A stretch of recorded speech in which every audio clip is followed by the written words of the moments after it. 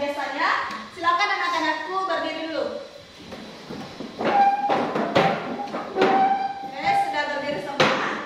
Hari ini kita akan menyanyikan lagu Garuda Pancasila. Hafal semua? Hafal? Oke. Untuk itu, kita akan menyanyi bersama-sama.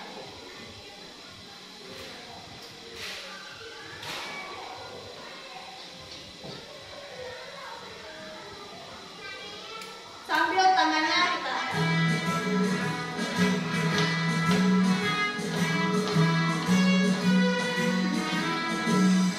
Garuda Pancasila, akulah pendukungmu.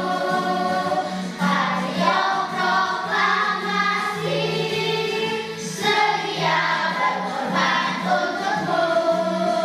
Pancasila dasar negara, rakyat adil makmur sentosa, pribadi bangsaku. Ayo maju, maju, ayo maju, maju, ayo maju, maju. Satu lagi.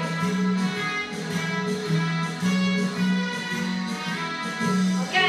Garuda Pancasila, akulah pendukungmu. Patriot proklamasi, sedia berkorban untukmu. Pancasila dasar negara, rakyat adil makmur sentosa, pribadi bangsaku. Ayo maju, maju, ayo maju, maju, ayo maju, maju.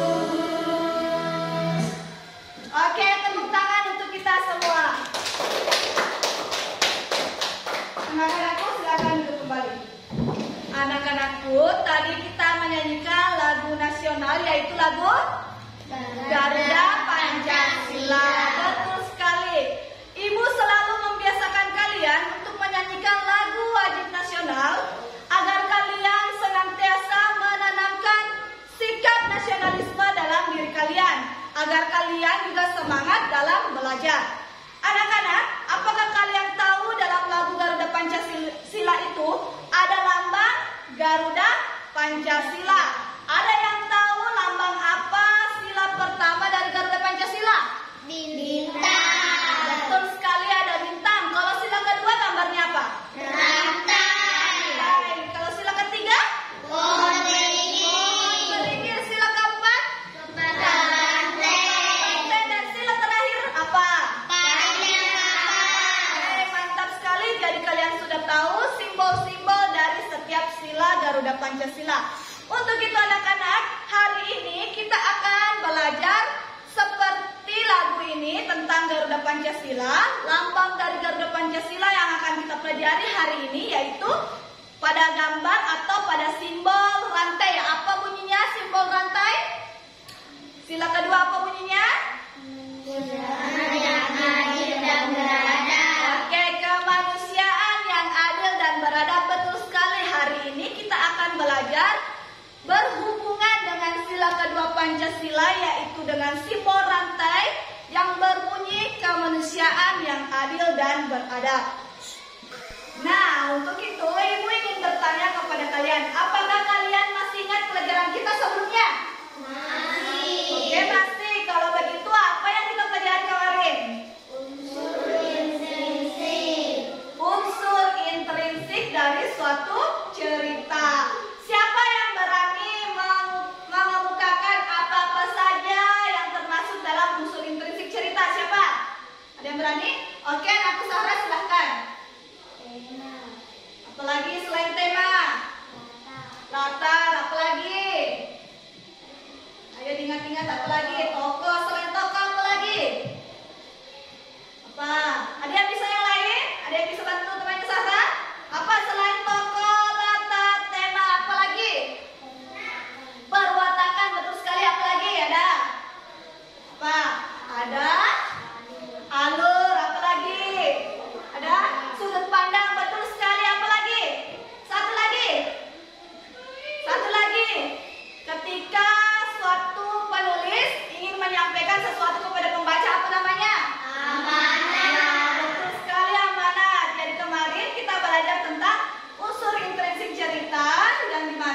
terdiri dari tema, alur, tokoh, perwatakan, latar, apalagi alur, apalagi sudut pandang dan amanat. Anak-anakku, selain kemarin kita belajar unsur intrinsik cerita, kita juga mempelajari satu profesi. Profesi apa?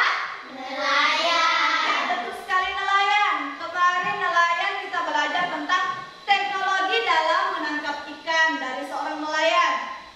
Kemarin materinya ada dampak yang terjadi apabila kita menggunakan teknologi secara berlebihan. Apa saja dampaknya? Apa? Merusak? Nah, bisa merusak terumbu karang atau merusak ekosistem laut. Jadi kemarin kalian menemukan solusinya agar dampak teknologi ini dapat berkurang. Kita menggunakan apa? Teknologi ya, ramah lingkungan. Betul sekali. Jadi keterkaitan materi kemarin dengan materi hari ini, yaitu anak-anak, kita tetap juga belajar tentang unsur intrinsik cerita. Tetapi kita berfokus pada sikap tokoh dalam suatu cerita. Artinya ini perwatakan. Selain itu, profesi yang akan kita pelajari hari ini yaitu profesi seorang dokter. Siapa yang kemarin ingin menjadi dokter? Ada atau tidak? Ada? Jangan malu-malu, katakan tangannya. Siapa yang mau jadi dokter? Angkat tangannya, jangan. Kenapa malu-malu? Silakan angkat tangannya kalau mau jadi dokter. Oke, Nurul mau jadi dokter. Jadi hari ini kita akan membahas tentang profesi dokter.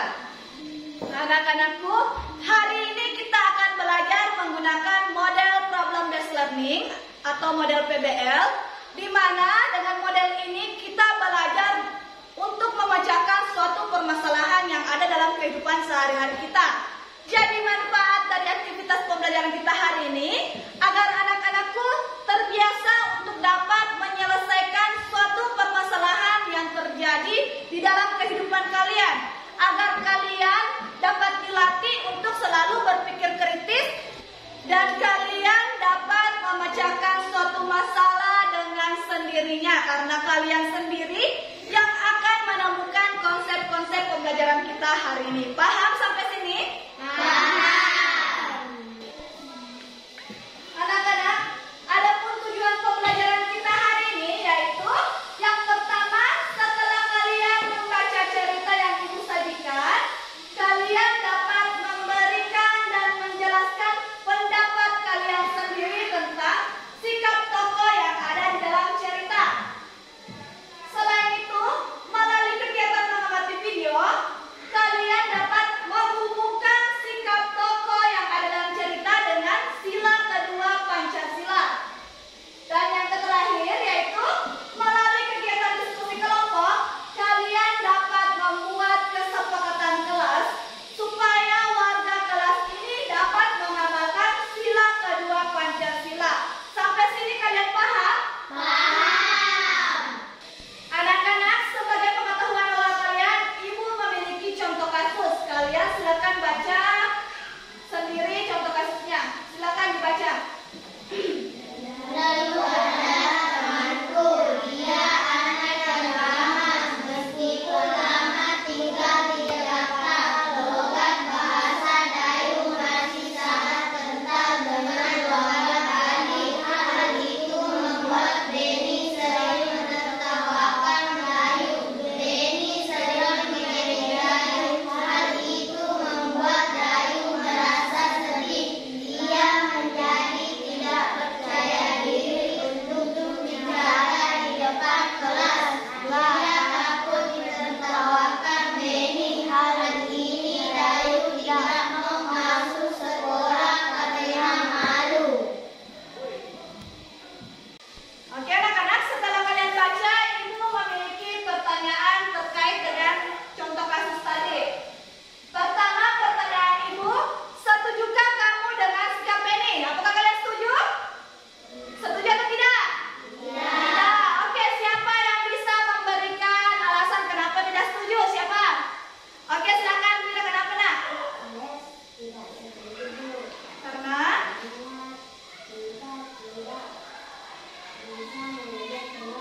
oke, kita tidak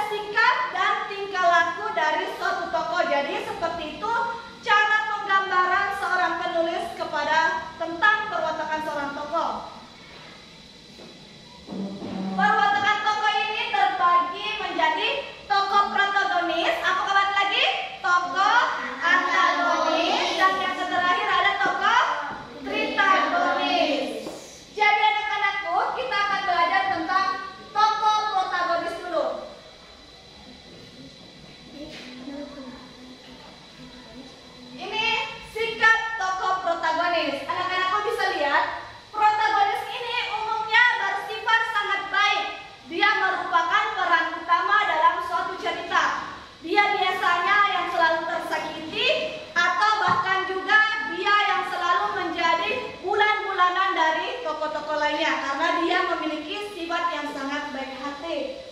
Biasanya selain baik hati, dia juga dermawan, jujur, tidak sombong, sabar, bahkan setia kawan. Yang kedua, ada tokoh antagonis. Tokoh antagonis itu kemarin seperti apa? Tidak baik, betul sekali. Jadi tokoh antagonis itu seorang tokoh yang sangat menentang tokoh utama atau tokoh yang protagonis. Sikap tokoh ini sangat jahat dan suka melukai atau menyakiti perasaan orang lain. Selain itu anak-anak, selain suka menyakiti, mereka itu juga pendendam, pembohong, sombong, tidak bersahabat, pembuat masalah, suka pamer dan lain-lain. Seperti contohnya ini, perwatakan yang antagonis. Dan yang terakhir,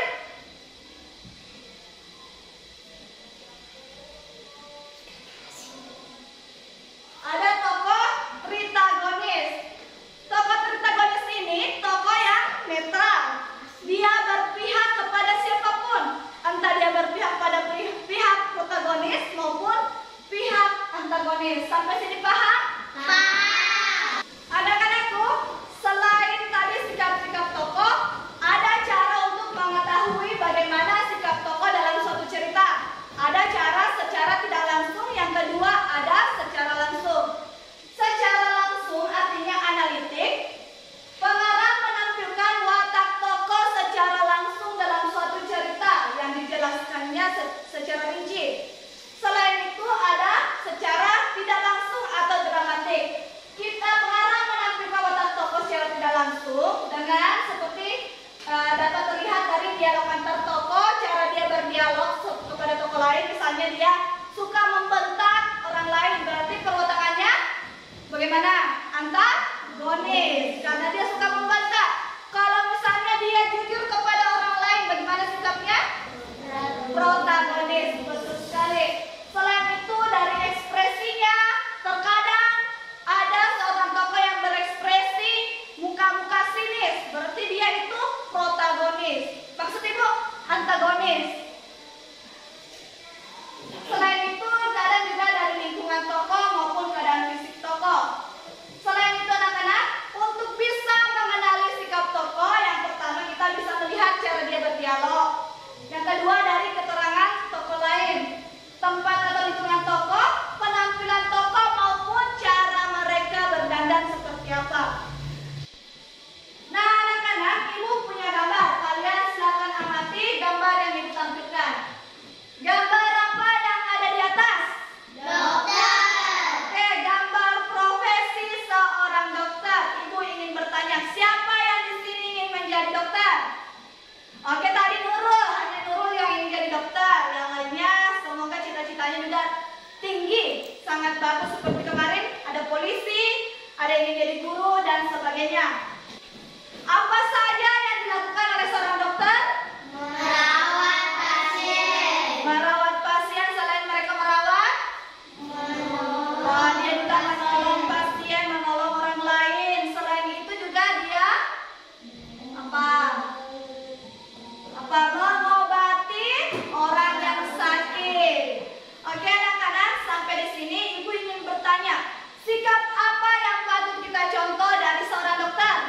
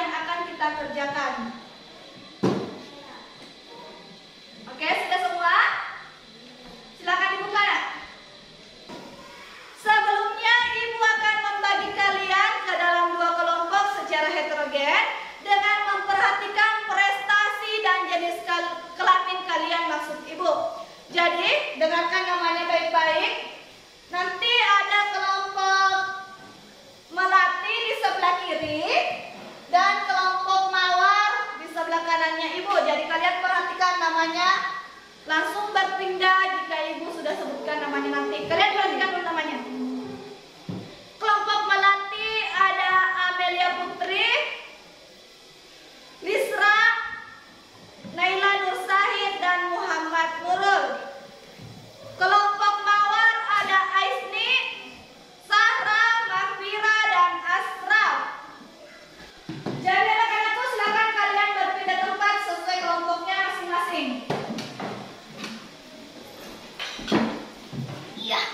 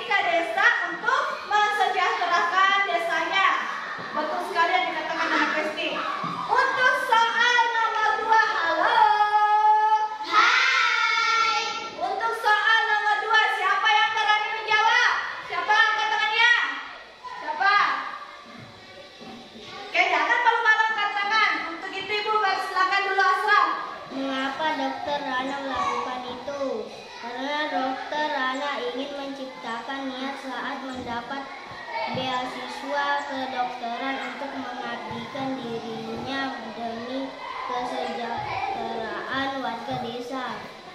Benar sekali yang dikatakan Asraf. Jadi tadi mengapa Dokter Rana melakukan itu? Karena ia ingin menciptakan niatnya pada saat dia mendapat beasiswa untuk mengabdikan diri demi kesejahteraan warga desanya. Untuk itu kita beri tepuk salut untuk Asraf. Tepuk salut. Salut, salut. Salut, salut. Wow, keren. Keren sekali. Selanjutnya pertanyaan nomor 3. Siapa yang berani? Siapa? Oke, Ibu kasih kesempatan dulu kepada Isra. Silakan. Apa dampak dari hal yang dilakukan oleh Dokter Rana bagi masyarakat? Masyarakat mendapatkan banyak ilmu kesehatan dari Dokter Rina pun menjadi sosok yang dicintai warga desa.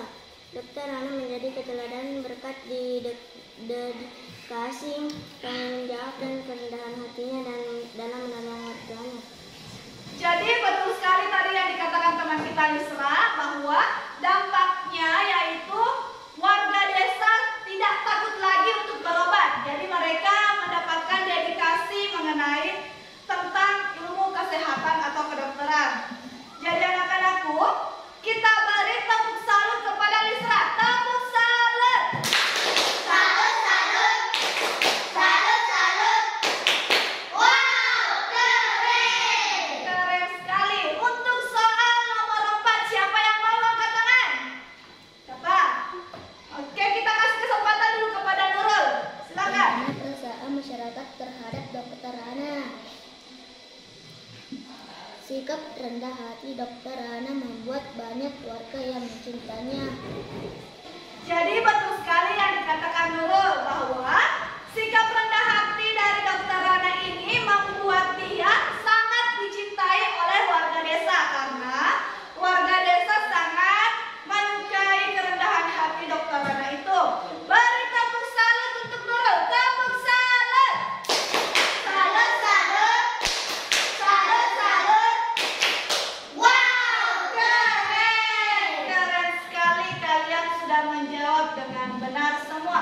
Yang terakhir, kalian lihat lagi tugas kedua kalian tadi. Coba kalian lihat, buka. Tugas kedua, jawaban tugas kedua kalian. Ibu mau bertanya terkait dengan soalnya. Hal-hal baik yang bisa kamu contoh atau sikap apa yang bisa kita contoh dari Dokter Rana? Sikap apa? Rendah hati, Sikap rendah hati, apa lagi? ikhlas, Ikhlas, apa lagi? sederhana, Oke, sederhana. Ada yang lain lagi? Apa? terampil, Terampil, apa lagi? tidak menurut, biasa dan baik. Dan baik. Oke, karena Dokter Rana ini tidak ingin jasanya dibalas, artinya dia tidak memerlukan uang untuk membayar ketika ia memeriksa seseorang. Jadi Dokter Rana ini sangat baik hati. Dia betul-betul mendedikasikan dirinya kepada warganya. Untuk itu tepuk tangan untuk kita semua.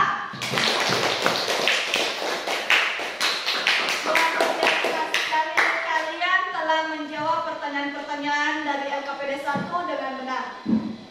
Selanjutnya anak-anak, kalian perhatikan di atas. Semuanya HP dulu disimpan di meja. Perhatikan dulu di atas. Kita akan mempelajari hubungan sikap tokoh dengan sila kedua Pancasila. Lambang apa ini? Lambang rantai bunyinya silanya bagaimana? Bagaimana? Kemanusiaan yang adil dan beradab, betul sekali. Jadi anak-anakku, pekerjaan setiap orang itu berbeda-beda. Jangan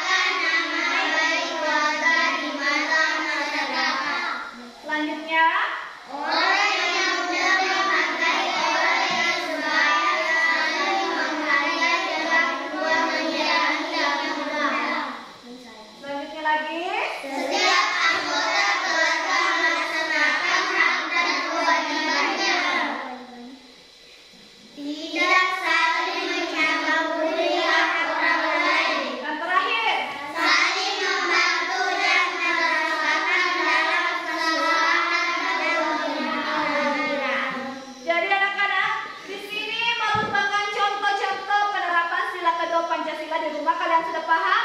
Paham. Ada yang ingin bertanya? Ada yang ingin bertanya?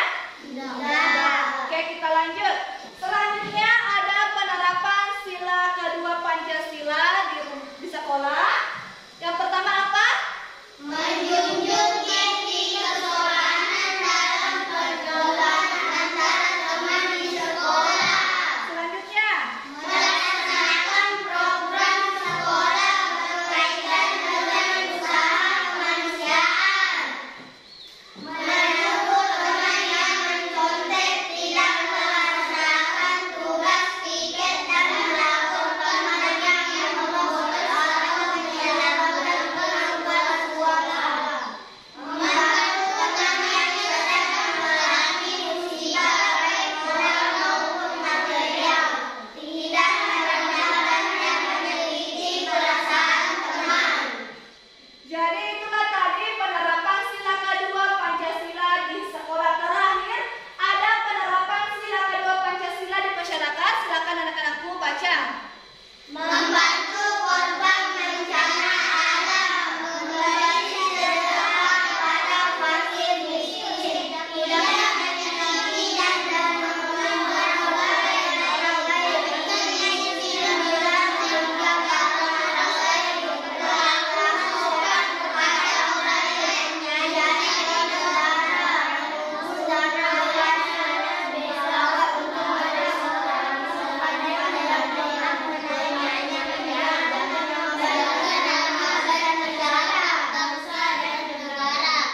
Oke, sampai sini kalian telah membaca penerapan sila kedua Pancasila di rumah, di sekolah maupun di masyarakat. Semuanya sudah paham? Apakah ada yang ingin ditanyakan? Anak-anak, selanjutnya kita akan menonton sebuah video. Apakah kalian mau menonton? Oke, video ini tentang seorang dokter. Jadi kalian simak baik-baik videonya dan kalian perhatikan sikap-sikap yang patut kita contoh dari dokter tersebut. Dan ibu nanti akan bertanya seputar tentang video ini. Jadi kalian silakan simak dengan baik.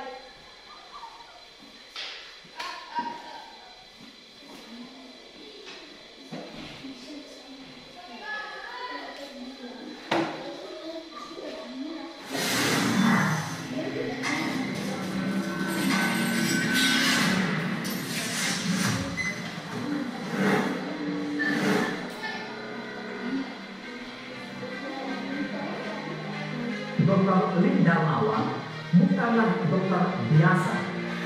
Ia mendapatkan julukan dokter gila karena perjalanan hidupnya mendirikan rumah sakit apung.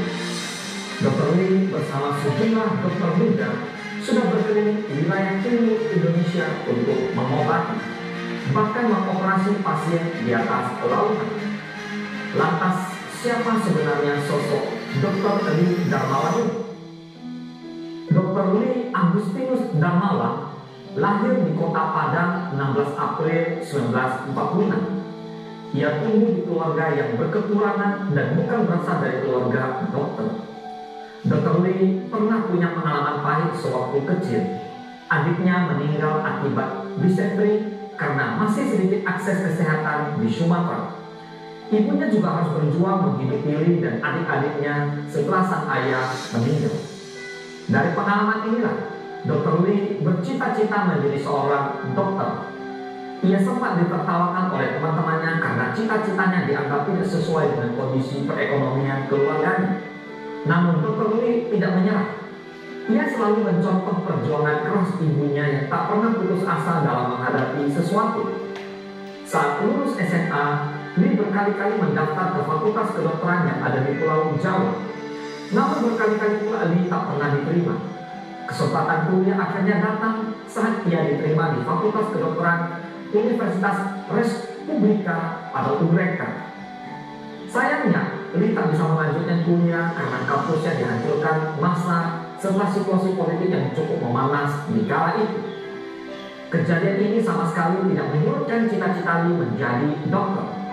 Ia bekerja serabutan untuk mengumpulkan uang demi berangkat sekolah ke Jerman. Di usia 21 tahun, Lee diterima di Fakultas Kedokteran Free University di Berlin Barat. Untuk membiayai kuliah dan kehidupannya, Lee bekerja sebagai kuli bongkar muat barang dan juga bekerja di panti jompo. Uang hasil kerjanya ini juga Lee gunakan untuk membiayai sekolah adik-adiknya. Kesibukannya ini tak lantas membuat Lee minim prestasi. Lee berhasil mendapat beasiswa yang meneruskan pendidikannya selama 10 tahun hingga mendapat gelar PhD di Freie University Berlin. Ia berhasil lulus 4 spesialisasi, yaitu ahli bedah umum, ahli bedah toraks, ahli bedah jantung, dan ahli bedah pembuluh darah. Cita-cita masa kecilnya kini sudah tercapai. Memiliki kondisi yang mapan di Jerman tidak membuat Dr. Lee melupakan mimpi awalnya untuk menolong banyak orang dengan profesinya sebagai dokter. Ia selalu ingat pesan ibunya, kalau kamu jadi dokter, jangan memeras orang kecil atau orang miskin. Mungkin mereka membayar kamu berapapun, tetapi diam-diam mereka menangis di rumah karena tidak punya uang untuk membeli beras. Alasan inilah yang membuat dirinya memutuskan untuk mengabdikan diri kepada kemanusiaan. Dr. Lee memboyong anak istrinya pulang ke Indonesia dan memulai karirnya sebagai dokter dari nol. Ia bekerja tanpa pamrih, bahkan tanpa mengharapkan bayaran di lokasi-lokasi terpencil di Indonesia. Di tahun 2009, Lee bersama Lisa Suroso mendirikan Dr. Share, Yayasan Dokter Peduli, sebuah organisasi nirlaba yang fokus pada pelayanan kesehatan medis dan bantuan kemanusiaan. Ia bersama dokter-dokter muda dan relawan berkunjung dari satu daerah ke daerah lain yang berada di lokasi terpencil untuk memeriksa dan mengobati warga setempat yang sakit. Bersama Dr. Share, Dr. Lee mendirikan rumah sakit apung pertama milik swasta di Indonesia pada tahun 2013. Ide ini ia dapatkan saat Dr. Share tengah melakukan pelayanan medis gratis di Lampung, Kei Kecil, Maluku Utara. Dr. Lee tiba-tiba didatangi seorang ibu yang membawa anak perempuannya dalam keadaan usus terjepit. Keduanya telah berlayar selama 3 hari 2 malam. Padahal penanganan seorang dengan usus terjepit harus dioperasi dalam waktu 6-8 jam. Beruntung anak perempuan berusia 9 tahun tersebut berhasil dioperasi dan sembuh. Kejadian ini tidak bisa dilupakan oleh Dr. Lee. Ia merasa terpanggil untuk melakukan sesuatu. Ia ingin bisa menjangkau lebih banyak orang dengan mendirikan rumah sakit apung. Ide ini sempat dicemooh oleh rekan seprofesinya yang bahkan menyebut Dr. Lee gila. Bagi temannya tidak mungkin mendirikan rumah sakit apung karena butuh biaya sangat besar.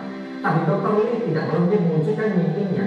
Ia menjual rumahnya dan membeli kapal pinisi bekas pengangkut semen untuk membangun rumah sakit apung. Dengan rumah sakit inilah Dr. Lee menjemput bola, alias memberikan pelayanan medis bagi warga di atas sebuah kapal yang bisa berpindah dari satu tempat ke tempat lain. Meski terlihat sederhana dengan bahan utama kapal dari kayu, rumah sakit apung ini sudah berhasil membantu ribuan orang di timur Indonesia. Kapal ini bahkan bisa melayani operasi di lambung kapal. Dan yang paling penting, pasien sama sekali tidak dipungut biaya saat berobat di rumah sakit apung ini. Kehidupan yang bermakna adalah hidup yang peduli orang lain. Kata indah dan bijak yang merupakan jalan hidup orang-orang menjadi inspirasi hidup sepanjang masa yang mengabdikan kehidupan mereka untuk orang lain. Tentu kita akan tersontak dengan kenyataan tersebut bahwa ada manusia yang pernah hadir di bumi mendermakan diri untuk kehidupan di sekitar mereka. Ia adalah kisah heroik yang selalu terpaku dalam sejarah kemanusiaan dan akan tetap dikenang sepanjang masa, termasuk Dr. Lee yang luar biasa ini. Dan dalam sejarah orang-orang besar yang pernah hidup, kepedulian adalah semangat hidup, sekaligus memotivasi mereka untuk tetap bertahan dalam tekanan dan getirnya kehidupan yang mereka jalani. Ada kekuatan yang tersembunyi yang membuat mereka bertahan sehingga bisa menularkan pada orang lain di sekitarnya. Tentunya bukan materi yang mendorong para bijak tersebut untuk bersikap dan bertindak demikian, tetapi mereka menjadikan pengabdian pada sesama sebagai jalan hidup mereka. Ada keyakinan yang menumbuhkan sikap dan perilaku mereka. Mereka termotivasi oleh nilai-nilai kemanusiaan yang kemudian kebahagiaan tersendiri bagi mereka. Peduli adalah sebuah nilai dasar dan sikap memperhatikan dan bertindak proaktif terhadap kondisi atau keadaan di sekitar kita. Peduli adalah sebuah sikap keberpihakan kita untuk melibatkan diri dalam persoalan, keadaan, atau kondisi yang terjadi di sekitar kita. Orang-orang peduli adalah mereka yang terpanggil melakukan sesuatu dalam rangka memberi inspirasi perubahan, kebaikan kepada lingkungan di sekitarnya. Ketika ia melihat suatu keadaan tertentu, ketika ia menyaksikan kondisi masyarakat, maka dirinya akan tergerak melakukan sesuatu. Apa yang dilakukan ini diharapkan dapat memperbaiki atau membantu kondisi di sekitarnya. Sikap peduli adalah sikap keterpanggilan untuk membantu mereka yang lemah, miskin, membantu mengatasi penderitaan dan kesulitan yang dihadapi orang lain. Orang-orang peduli adalah orang-orang yang tidak bisa tinggal diam menyaksikan penderitaan orang lain. Sikap peduli adalah sikap yang terpanggil untuk mengajak dan mengingatkan orang-orang kaya yang selama ini lalai terhadap penderitaan orang-orang miskin yang ada di sekitarnya. Mari kita miliki hidup yang peduli pada orang lain. Kalau dokter ini bisa, Anda juga pasti bisa. Sukses buat Anda semua.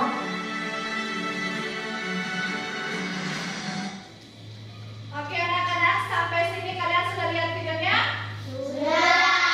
Sudah dipahami betul videonya?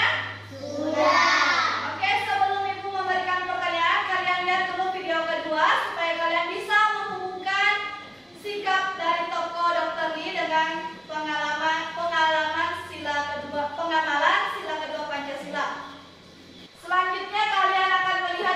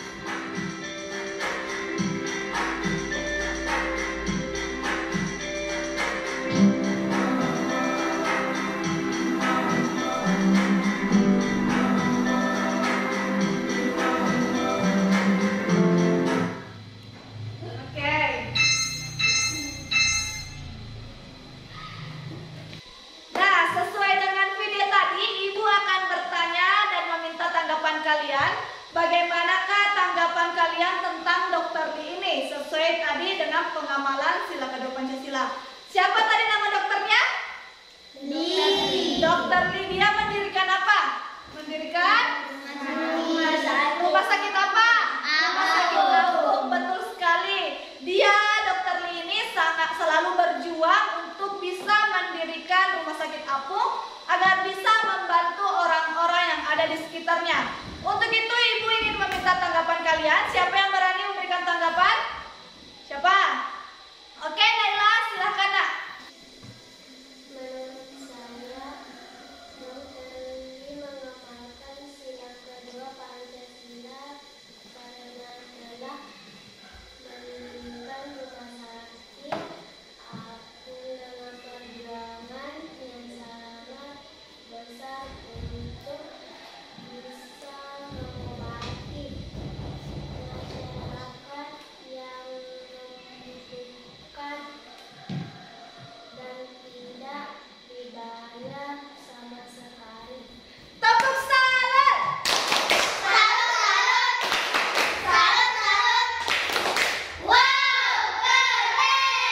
Betul sekali yang dikatakan tadi teman kita Naila, bahwa Dokter Lee ini orang yang sangat peduli kepada orang lain karena mendirikan rumah sakit apung dan tidak ingin dibayar sama sekali. Ibu ingin satu tanggapan lagi. Siapa yang ingin memberikan tanggapan? Oke, silakan anakku Sarah. Menurut saya, Dokter Lee sangat baik dan sudah sesuai dengan sila kedua Pancasila karena dia peduli dengan orang lain dan sangat baik dan sangat membantu masyarakat yang sedang sakit dan tidak menuntut balas jasa. Betul sekali. Tepuk salut.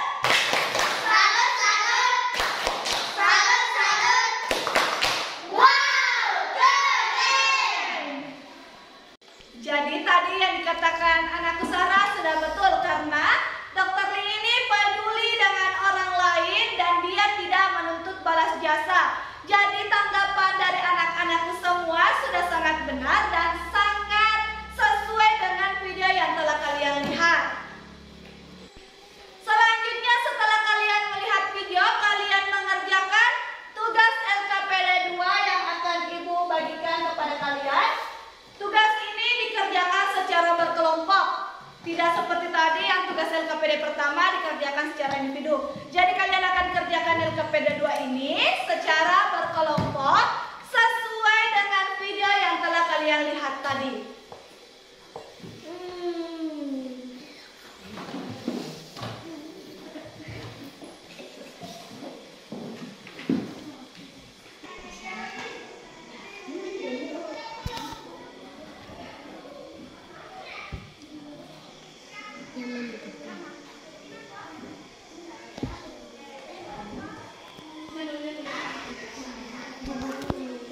Dengan didudukkan dengan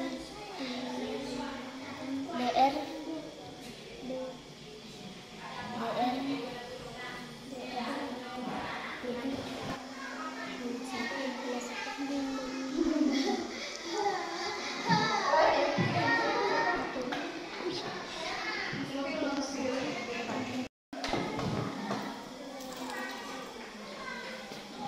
Jadi kalian telah merumuskan sikap-sikapnya. Jadi minimal 3 ya, bisa lebih. Oke.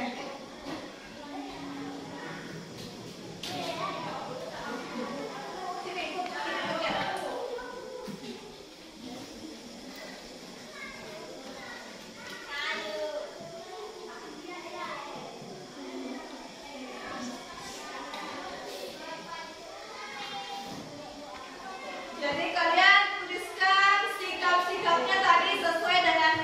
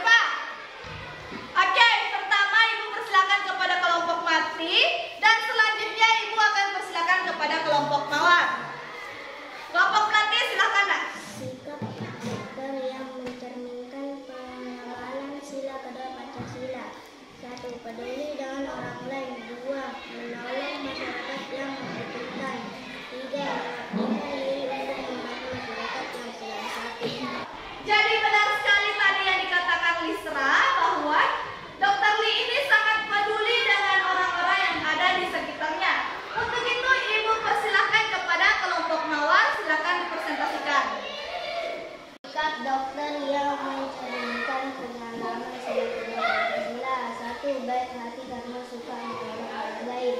2. Peduli dengan masyarakat dibuktikan dengan Dr. Lee membuat rumah sakit apung. 3. Membantu masyarakat karena tidak ingin dibayar. Sekali yang dikatakan Aslam, kita beri tepuk keren. Tepuk keren.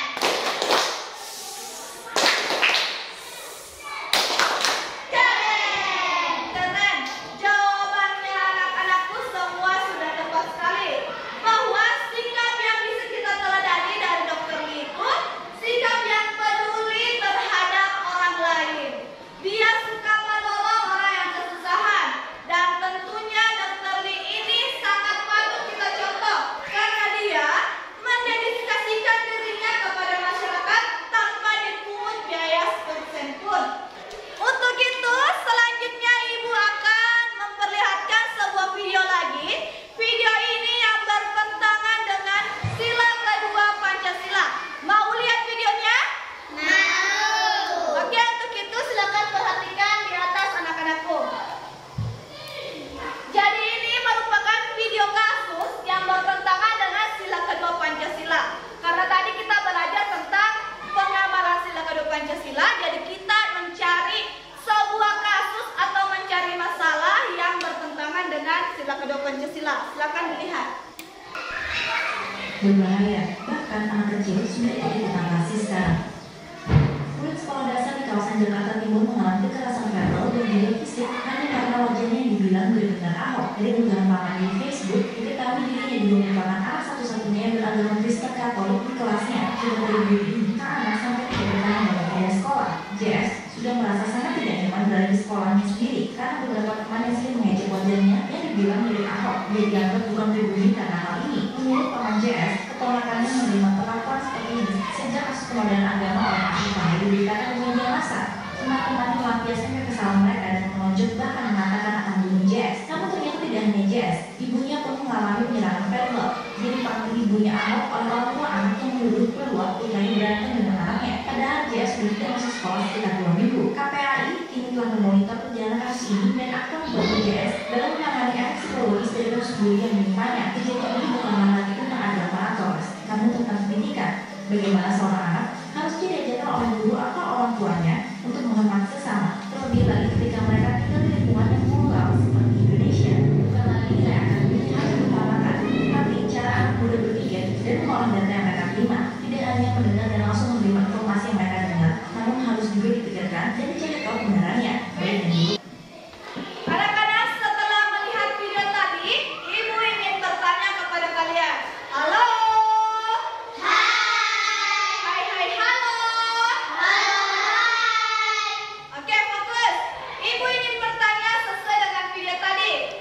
Pertanyaan pertama Ibu, apa yang terjadi di dalam video tersebut? Apa? Kasus bullying. Kasus bullying ini terjadi di mana? Di dalam sekolah. Ini anak JS ini dibully karena apa? Mirip Ahok. Betul sekali, karena wajahnya mirip Ahok. Apa yang telah dilakukan Ahok sehingga dia dibenci oleh masyarakat? Penistaan agama. Penistaan agama, betul sekali. Jadi, karena Ahok ini dibenci oleh masyarakat dan kebetulan sekali wajah dari anak JS ini mirip dengan Ahok. Jadi teman-temannya selalu mengejek dia, membuli dia mirip dengan Ahok. Bahkan ada yang memukul dia karena wajahnya sangat mirip dengan Ahok. Selain itu, siapa juga tadi yang mendapat perlakuan tidak baik dari orang lain? Siapa? Ibunya JS, betul sekali. Jadi dalam satu keluarga ini mendapat perlakuan yang tidak baik dari seluruh warga masyarakat yang ada di sekitar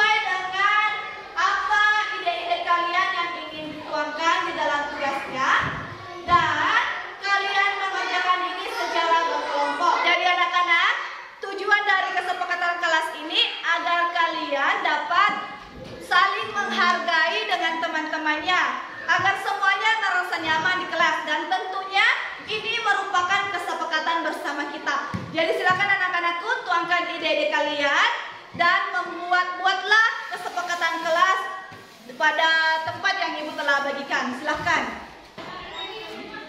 Dan menghargai.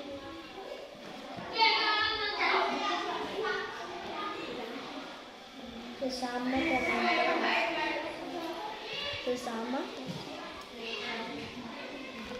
teman kelas.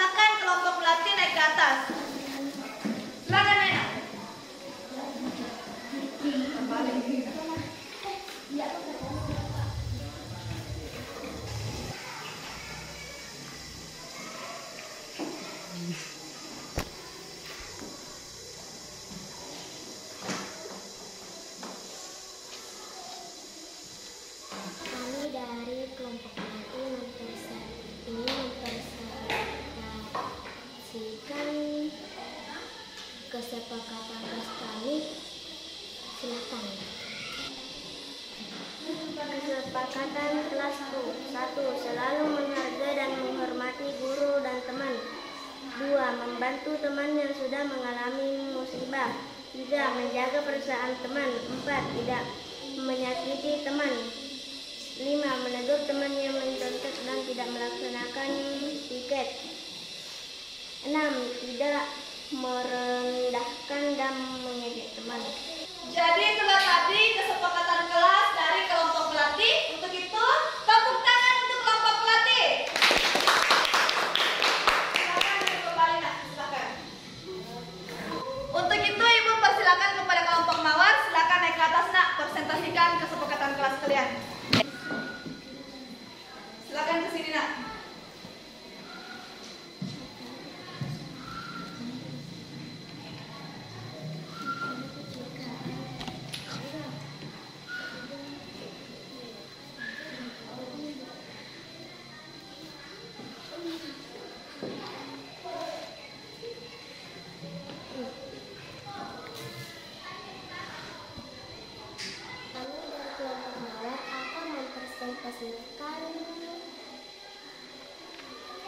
Kesepakatan kelas yang telah kami buat, silakan. Kesepakatan kelasku. 1. Saling menghormati dan menghargai sesama teman kelas. 2. Tidak mengejek teman. 3. Menjaga ketertiban kelas. 4. Tidak merendahkan dan menyakiti perasaan teman. 5. Menolong teman yang sedang kesusahan. 6. Menjunjung tinggi kesopanan dalam pergaulan. Kita tadi presentasi dari kelompok mawar. Kita beri tepuk tangan. Silakan duduk, luar biasa sekali. Selanjutnya anak-anak, setelah presentasi, waktunya kita menganalisis dan memberikan tanggapan kepada teman-teman kita yang telah presentasi. Untuk itu, Ibu langsung ke kelompok pelatih untuk membimbing kalian dalam memberikan tanggapan kepada kelompok mawar. Jadi kalian berikan tanggapan kepada kelompok berapa tadi sini? Kelompok mawar. Kalian tadi bagaimana tadi kesepakatan kelas yang mereka buat? Kalian berikan tanggapan apakah sudah sesuai dengan sila kedua Pancasila, apakah sudah bisa menghindari kasus-kasus seperti bullying terjadi di sekolah. Jadi sekarang kalian berdiskusi untuk memberikan tanggapan kepada kelompok mawar.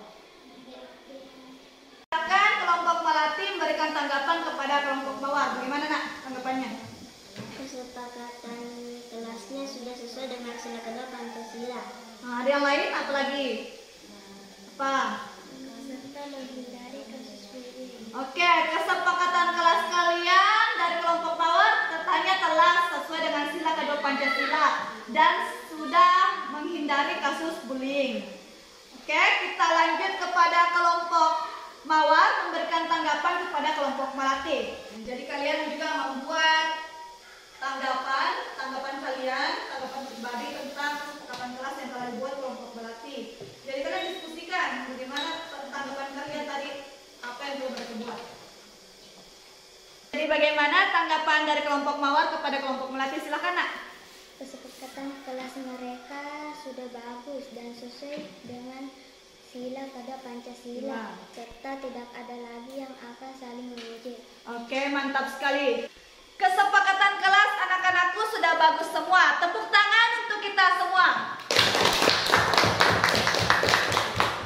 Untuk itu, selanjutnya kita akan menyepakati kesepakatan kelas ini. Kita akan gabungkan dari kelompok mawar dan kelompok melatih. Apa-apa saja kesepakatan kelas yang akan kita terapkan di kelas kita. Kesepakatan kelas pertama, apa bagusnya? Apa? Selalu menghargai dan menghormati guru dan teman. Selalu menghargai dan menghormati guru dengan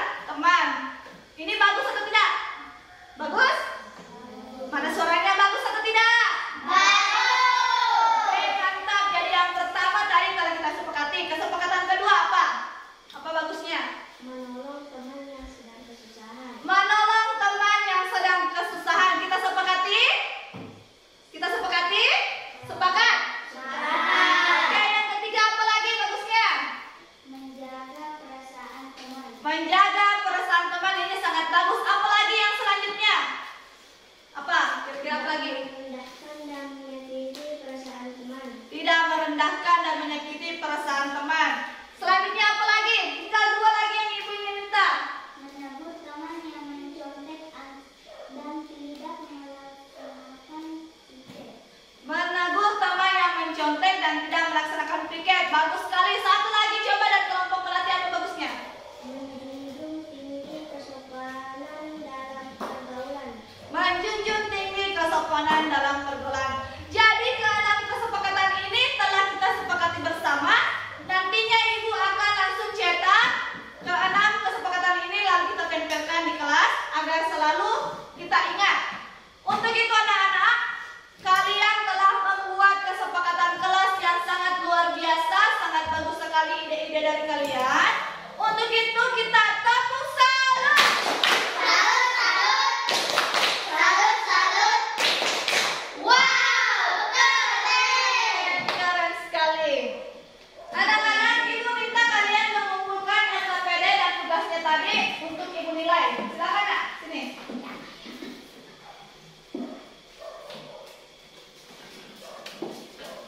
Oke, terima kasih. Terima kasih, silakan dulu kembali. Oke anak-anak, kalian sangat luar biasa dalam menyelesaikan pembelajaran kita. Kalian telah mengetahui masalah yang terjadi tadi bahwa ada kasus bullying yang terjadi di dalam sekolah. Dan kalian telah membuat suatu solusi dengan membuat kesepakatan kelas. Untuk itu tepuk tangan untuk kita semua. Tepuk semangat.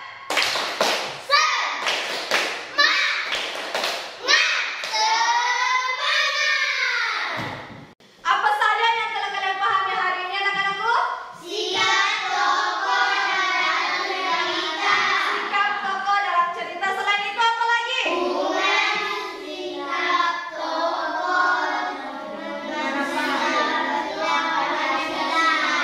Betul sekali. Jadi tadi kita pelajari tentang 2 materi. Yang pertama ada sikap tokoh dalam cerita dan yang kedua ada hubungan sikap tokoh dengan sila kedua Pancasila.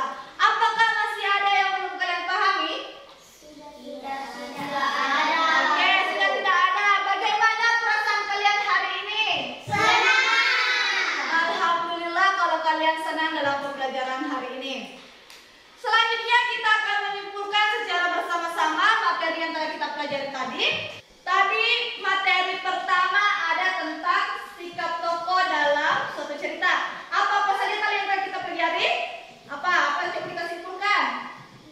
Sikap tokoh ada 3. Pertama apa? Oke, tokoh protagonis itu seperti apa? Oke, sangat baik hati dan dia merupakan pemeran utama. Yang kedua, sikap tokohnya seperti? Antagonis. Apa itu antagonis? Jahat dan suka menentang tokoh protagonis. Yang terakhir ada sikap tokoh apa? Tritagonis. Bagaimana tritagonis? Betul sekali, netral. Tepuk tangan untuk kita semua.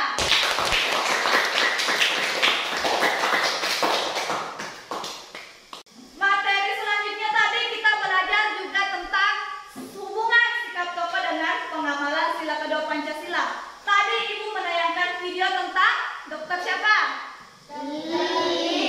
Dia membuat rumah sakit apung. Betul sekali, dia membuat rumah sakit apung. Bagaimana sikap yang sesuai dengan sila kedua dari dokter ini? Sikap apa? Peduli dan suka menolong orang lain. Oke, mantap sekali. Peduli dan suka menolong orang lain. Dan yang terakhir anak-anak, kita tadi belajar tentang sebuah kasus. Kasus apa yang ada di permasalahan? Kasus?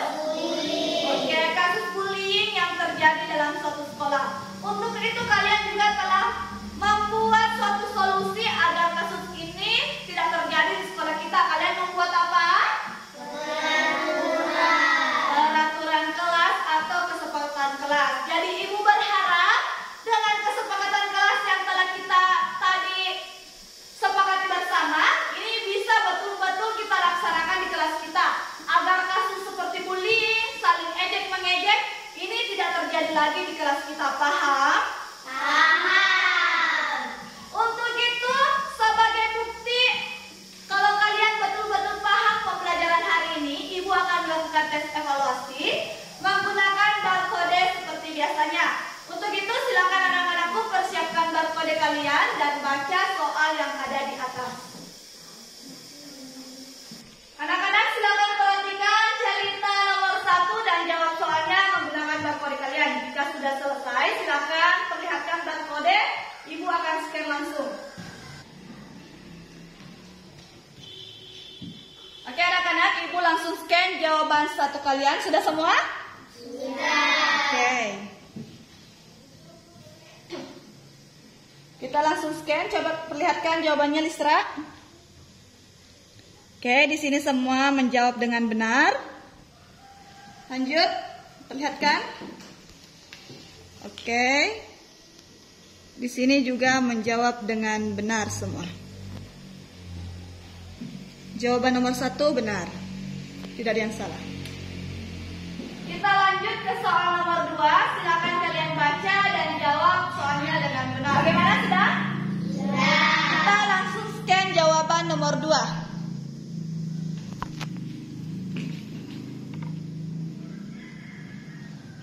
Oke, di sini menjawab dengan benar semua.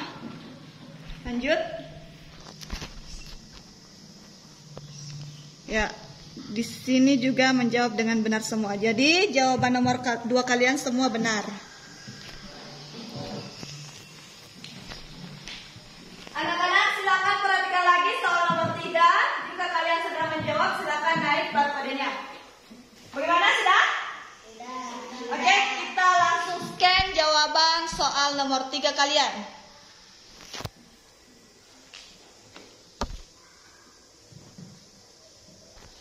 Coba Nurul.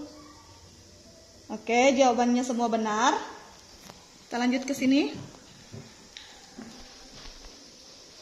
Oke, semua menjawab dengan benar. Kita lihat hasilnya. Semuanya menjawab dengan benar.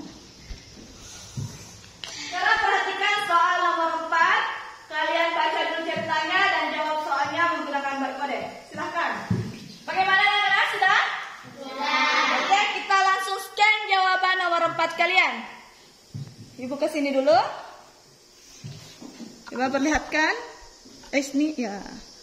Oke, di sini menjawab dengan benar semua. Selanjutnya.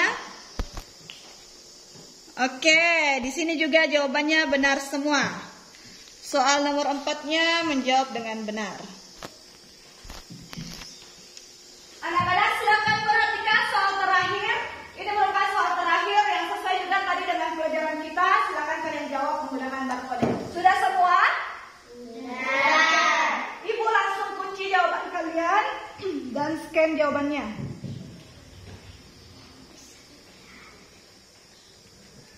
Oke, di sini semuanya menjawab dengan benar. Selanjutnya, ya, di sini juga menjawab dengan benar semua. Oke, jawaban kalian semuanya benar. Alhamdulillah, kalian semua ternyata menjawab dengan benar. Untuk nomor 1 sampai nomor 5, semua jawabannya benar dan tidak ada satupun orang yang salah.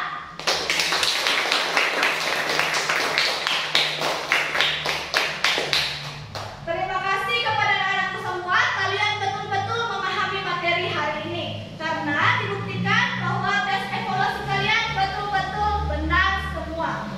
Anak-anakku, sebagai tugas kalian di rumah, karena berikutnya kita akan mempelajari tentang pekerjaan orang tua kita masing-masing. Jadi anak-anakku, silahkan wawancarai semua orang tua kalian. Maksud ibu, masing-masing siswa mewawancarai orang tuanya sendiri. Tanyakan kepada mereka apa profesi yang mereka sedang kerjakan saat ini. Bagaimana sikap-sikap yang seharusnya dimiliki pekerja tersebut sesuai dengan profesinya. Jadi kalian sudah paham tugas kalian? Oke, untuk itu kita lakukan dulu tepuk selesai. Kami telah belajar dan siap